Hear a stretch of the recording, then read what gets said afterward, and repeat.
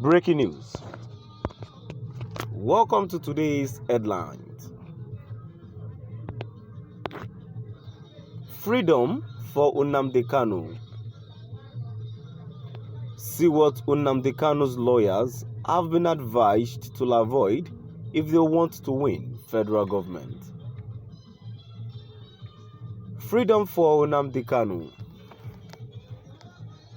See what NNAMDI Kanu's lawyers have been advised to avoid if they want to win federal government.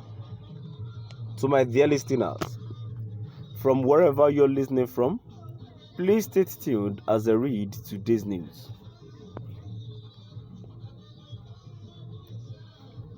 In a statement to the lawyers representing NNAMDI Kanu, the arrested leader of indigenous people of Biafra,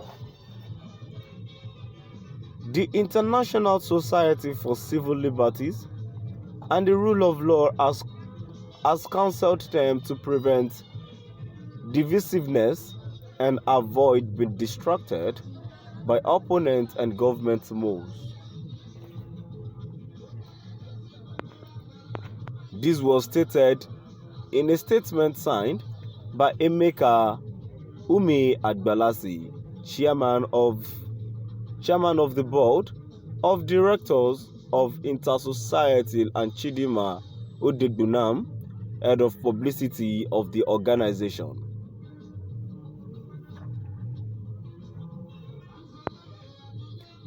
Following the raging discordant noises among some members of the detained leader defense team, as well as aggressive attempt by suspected agents and moles of the Nigerian government and other opponents to further divide and distract them, the group stated that the council was vital.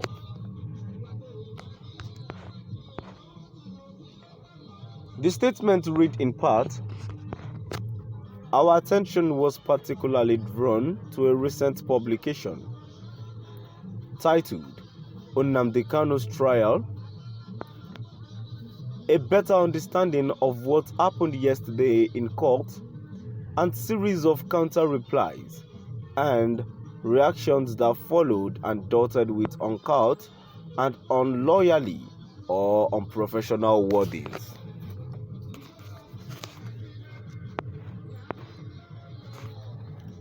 While there is nothing morally or legally wrong in someone, especially if he or she was given a written account of what happened in court session, he or she attended physically, it is morally damning for another to delve into legal issues he or she was not part of, either as a counsel or as an accredited media correspondent covering the court session.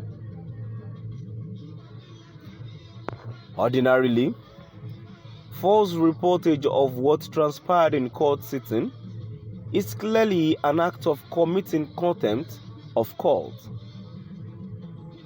Therefore, seriously frowned at in the article was its paragraph 5A, where the writer unprofessionally and condemnably digressed and delved into personal enmity or settlement of personal scores, thereby exposing his or her biases and grudges and robbing the article of its expected neutrality, credibility, and professionalism. It was totally wrong for the article to usurp and threaten the right of the detained leader to choose who is who and who represents him among his lawyers, including who is a member of his defense team and who among them is the lead counsel. The statement further read, "These, if allowed, can bring about the continued endangerment and criminalization of the globally recognized and legally backed agitation for self-determination especially under UN and AU systems. The lawyers of the detained leader must therefore remain focused and professional and refuse to be divided and distracted by the hostile state actors and hired or uncomfortable others. See some Nigerians' Facebook users' reactions at Emmanuel Eze. It doesn't matter what anyone does or think, Biafra must be restored. His Excellency Mazi NNAMDI Kanu is on a divine mandate from Chukwu Okike Abiyama to restore Biafra. At Oliver Eze says, you people have exhausted all ideas to win your case. That is why you are beating about the bush. Nigeria is finished and no remedy for her than to stop her from abusing humanity. The easiest way to control the situation on ground in Nigeria is to conduct referendum. No amount of peace talk will unite Nigeria except division. At Stephen Denen, KANU'S lawyers were not only divided but distracted as well. What is KANU'S lead lawyer going outside the courtroom to do when the court was almost seated on the day of judgment? To my dear listeners, now we've come to the end of our today's news. And now before I go, I have always been saying this and I'll still say it and I'll continue saying it.